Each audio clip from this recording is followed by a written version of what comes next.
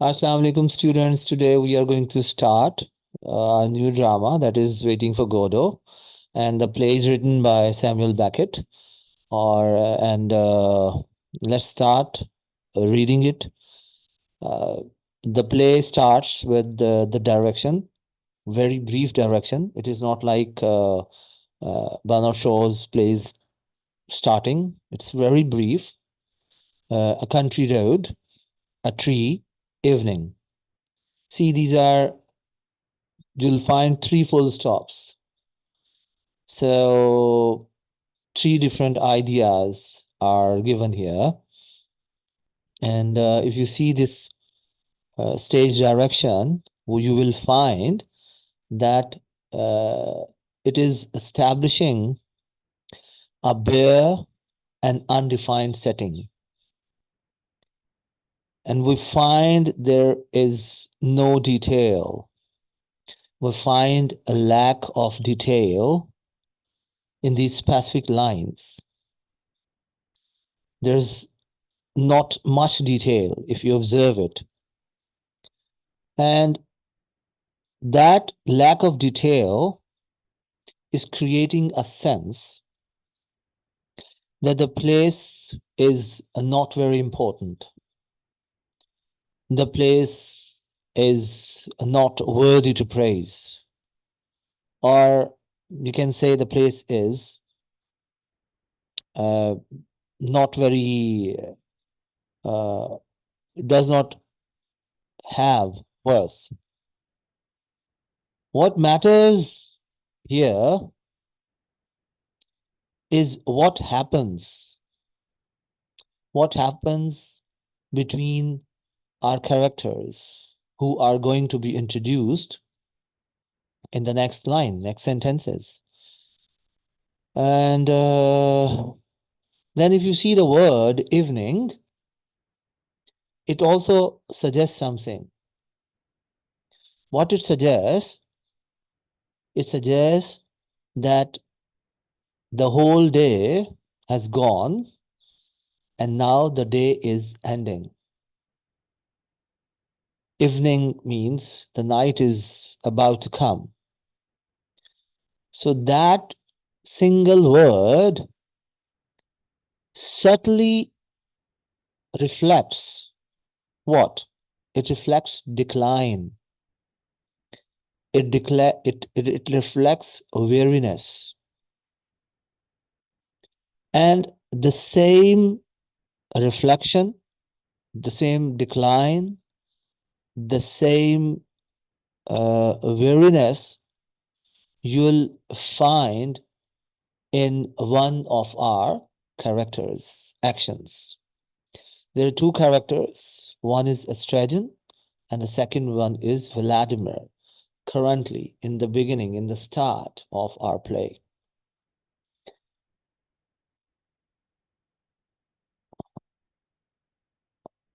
Now you will see little description. Estragon sitting on a low mound is trying to take off his boot. He pulls at it with both hands, panting. He gives up, exhausted, rests, tries again as before.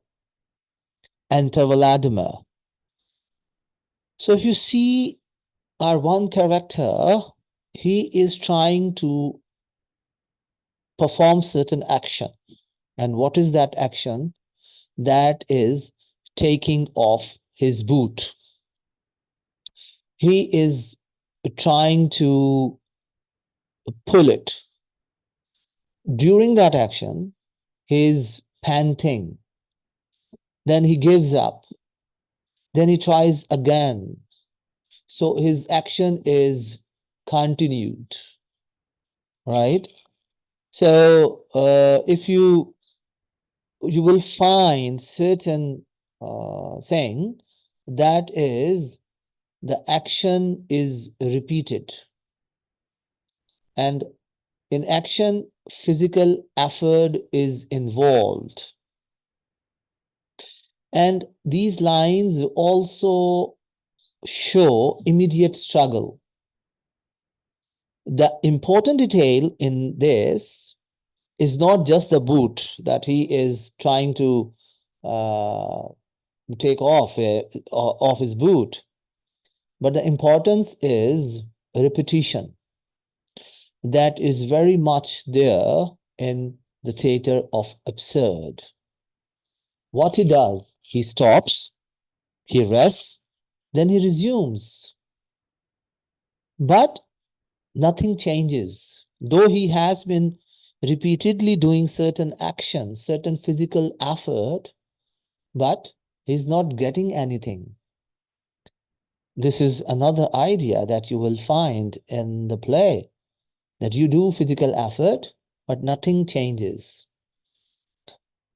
The action itself becomes more significant than the result. So here, our main focus is repeated action, not the result that we can achieve by this action. Then you see, and Vladimir enters, but Estragon, first sentence that is uttered, it is by Estragon. Estragon says, giving up again, he says, nothing to be done. If you see this sentence, nothing to be done, you will find that there is a direct reference to his inability to remove the boot. He's unable to take off his boot, though he has done so many repeated efforts. So if you see this line, we find some meaning here. And the meaning here must stay grounded in the moment. Despite effort, he cannot solve even the small problem. Is it very difficult or intricate thing? Taking off your boot? No, it's the action. This is unworthy even to be discussed. But here we see that it has become a problem. Now Vladimir says, advancing with short, stiff strides, legs wide apart.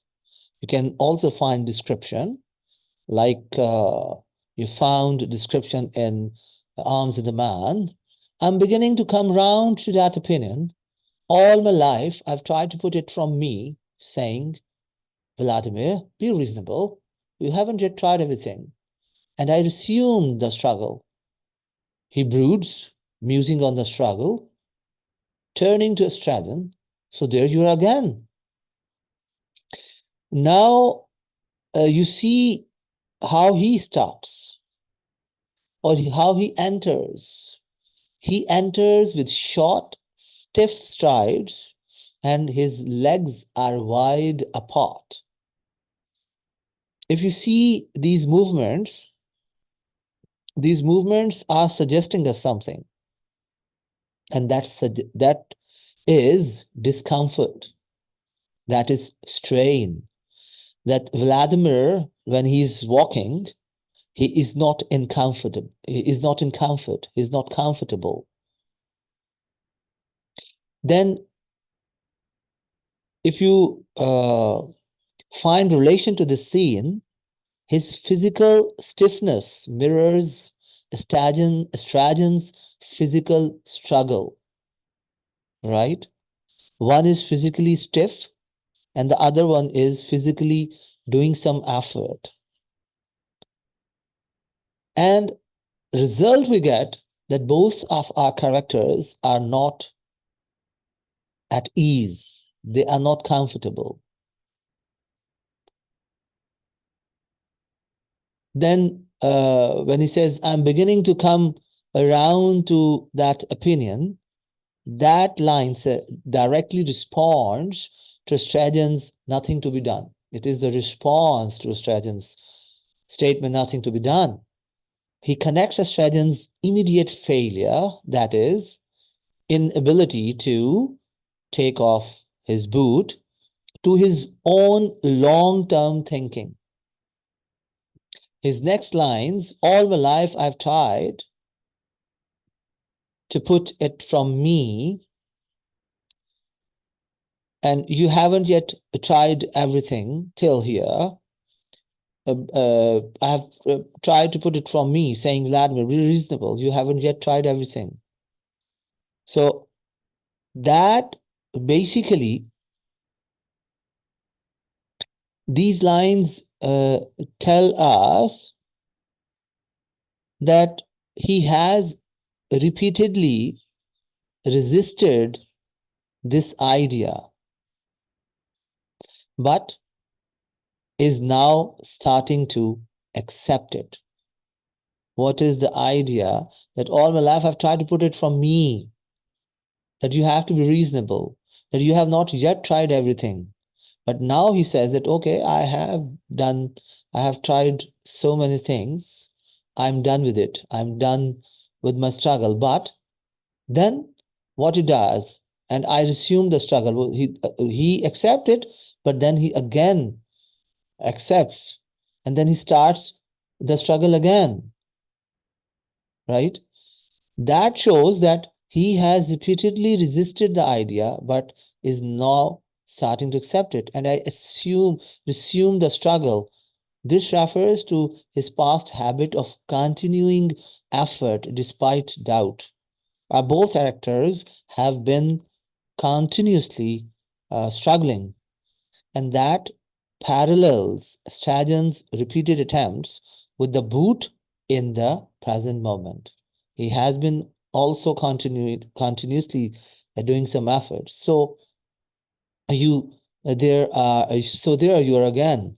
This line shows recognition. He recognizes Estragon. And Vladimir is not surprised, but he acknowledges Estragon's presence as something familiar, that they are familiar with each other.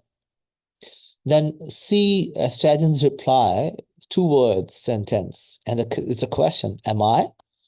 This is a direct reaction within the moment. Instead of confirming, he questions the statement. That questioning the statement shows uncertainty, even about something immediate. He's in front of him and he knows that I am the only person. And if he's talking, it means he is the person who is talking to. But still, he is not certain that he is talking to him. Vladimir says, I'm glad to see you back. I thought you were gone forever. So this indicates that Estragon's absence from the previous night seemed permanent to him, even though it was temporary. Now, Estragon responds, me too. So let me move it up. So Estragon says, me too. It's again 2 words. So Estragon saying the same about himself. This line reflects confusion tied to specifically to his disappearance overnight. It seems that he disappeared last night and then he appears again. So here we find certain confusion. Then Vladimir says, together again at last, exclamation you can find, we'll have to celebrate this. But how? He reflects, get up till I embrace you. Vladimir reacts to their reunion. The phrase at last makes the reunion sound more significant than the short separation we see in these lines. Then he says, get up till I embrace you. Vladimir is willing to show a physical gesture to mark their reunion. And that is directly responding to the moment. Estragon replies irritably, he's irritated, not now, not now. So he shows irritation. His irritation shows he is still focused on his discomfort, and that is the boot. And he rejects emotional interaction in this specific situation. Then Vladimir asks, hurt, coldly, may one inquire where His Highness spent the night? So, this phrase, His Highness, is ironic, and it shows a contrast with Estragon's actual condition described in the next lines. He says, Estragon says, in a ditch. So this phrase in a ditch directly explains where he was. The simplicity of the line is emphasizing his low condition. He's not His Highness. So,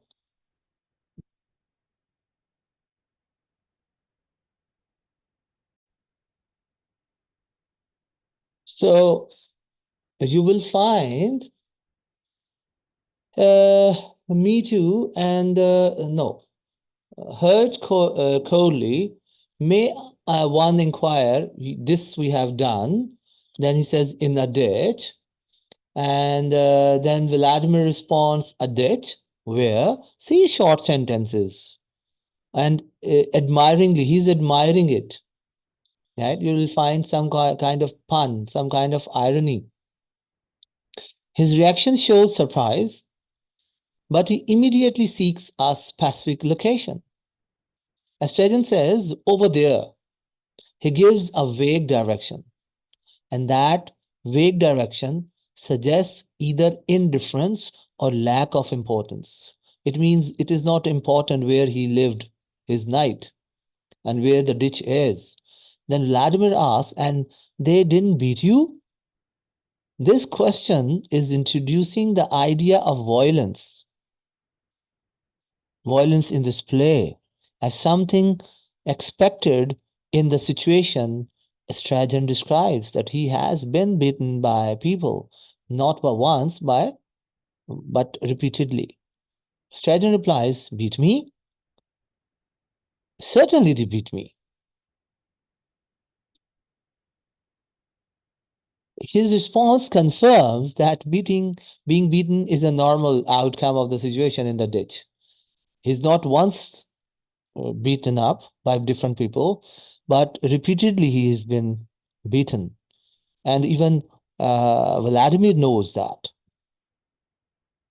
Then Vladimir asks, the same lot as usual? He assumes repetition, that the same people are responsible each time. Strajan answers, the same? I don't know. Now, Strajan's response is different. He's not sure. He cannot confirm whether he's been beaten by the same people as he has been beaten in the past. So his uncertainty remains within the specific concept of who beat him, not a broader idea. Till this point, we will stop. Now we will discuss these lines critically, and we'll see what themes are reflected in these lines. You will find a key theme in these lines, that is repeated struggle without success. You are repeating, you are struggling again and again, but you are not getting success. And it is shown through Estragon's continuous attempts to remove his boot and Vladimir's admission that he has assumed the struggle throughout his life. That both of our characters doing has been doing has been struggling, and they are not successful. You will also find another theme of the play, that is uncertainty, and that is uncertainty in immediate experience. When Estragon says, am I? And I don't know, these both show confusion tied directly to present facts. And what are those facts? His own presence and who beat him. Then you will also find third uh, theme here, that is physical suffering. And you'll find its clear presence when we find our character is struggling with his boot. And then you will also find physical suffering when we find that he has been beaten by certain people, and it is continued. It is not once. It did not happen once. These lines focus on bodily discomfort rather than abstract ideas. Physical discomfort we can find, physical suffering we can find. Then you will also find that there is also dependence mixed with resistance. Vladimir wants to embrace Estragon, but Estragon refuses. That shows tension in their interaction within this moment. And you will also find one more, that is repetition in events. It appears that repetition in events appears in Vladimir's assumptions, the same lot as usual. It indicates that what happened last night has likely happened before. Now we'll also discuss certain techniques. Uh, Beckett is using repetition in action here, and you can find, especially in Estragon's repeated attempts with the boot, to emphasize ongoing struggle with the scene. Then you'll also find another technique, that is contrast in dialogue. And that technique is very much evident between Vladimir's longer, reflective speech, whereas Estragon's short, direct replies. This contrast is visible in the lines themselves. You can find that usually Vladimir's sentences are longer and his speech is continued, 1, 2, 3 sentences. But Estragon's responses are very short, 2 words, 3 words, 1 word, like that. Then you will also find irony. If you see the phrase "His Highness," that is ironical, and it clashes with Estragon's actual condition of sleeping in a ditch. He has been sleeping actually in a ditch, and he's called His Highness. His Highness means he's a prince or a king. Then you will also find another technique, very important technique, that is different to a traditional drama, that is minimal stage direction. That minimal stage direction keeps focus on small details like movement, short, stiff strides, and action like pulling the boot. And that minimal stage direction makes these details significant.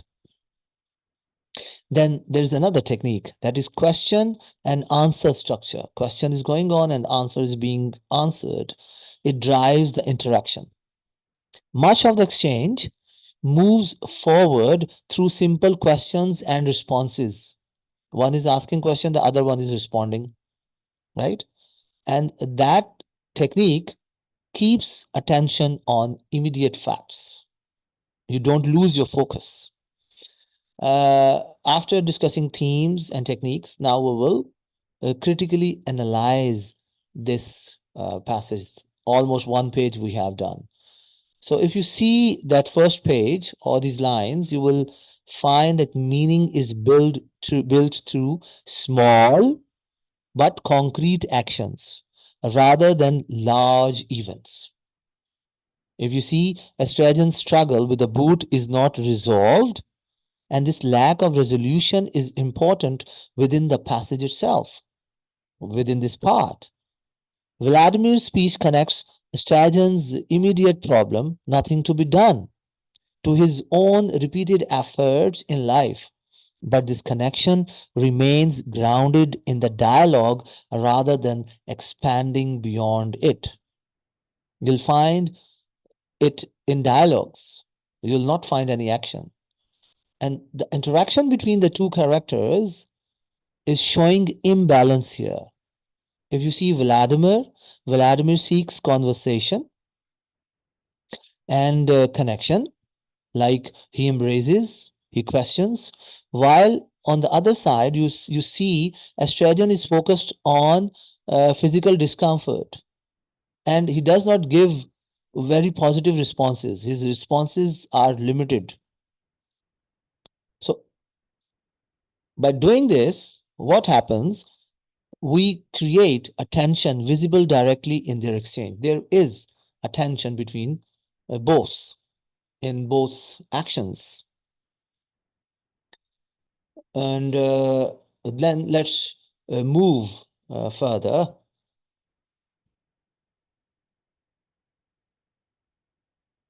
Just wait for a while.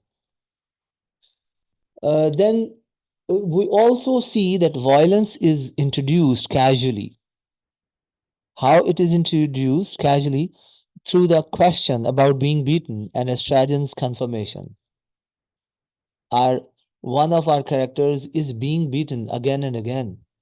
So we find uh, uh, violence, but it is introduced very casually, a routine matter it looks. And the lack of surprise in both question and answer shows that within these lines, such events are expected rather than shocking. That they both of them, or at least Vladimir is expecting that that would have happened, right? It does not. The answers, the responses, the actions that have done, that have happened, they don't shock our characters. So these lines, what we have done right now, these lines also show that even simple facts, where Estragon was, who beat him, these are very simple facts. These simple facts remain unclear. They are vague. They are not clear. They're not specific. And that being unclear or vague reinforces a sense of instability within the immediate situation. They're not stable. They don't feel stable. So if you have to conclude it, you can say, if you're given this passage in your final exams, you can say that these lines basically present a small but detailed interaction built around physical struggle, brief conversation, and incomplete understanding. Remember 3 points: that a detailed interaction is built, and around what it is built: number one, physical struggle; number two, brief conversation; and number three, incomplete understanding. Every element, if you see the boot, the reunion, the ditch, the beating, all these four, they remain unresolved, they remain uncertain in this passage. And the focus stays tightly on what the characters do and say. And that focus reveals a moment where effort continues, questions are asked, but clear answers or solutions do not emerge. Right? I hope you have understood it. Inshallah, listen to it, make notes. If you have questions, you can ask me, and inshallah, we'll move further. Thank you.